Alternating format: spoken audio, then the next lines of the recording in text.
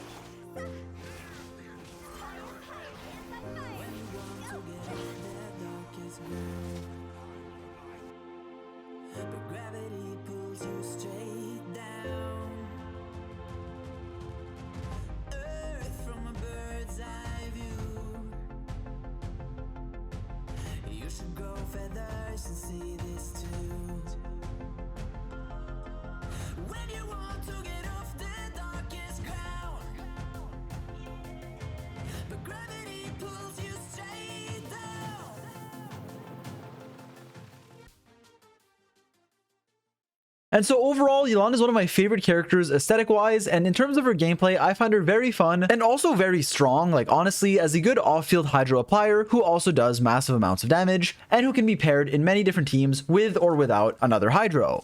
With that said, I really hope this guide was helpful. Since Yelan is a new character, despite having tested her a lot, I will be updating a pinned comment if anything new comes out, new teams or any changes. And overall, I hope you enjoyed this guide, as a lot of time and restless hours, I haven't slept that much, have gone into it. With that said, I want to end this video here, so if you're new, feel free to subscribe as it means a lot and you can catch new guides as soon as they come out. Thanks so much for watching, and as always, I'll catch you guys in the next one.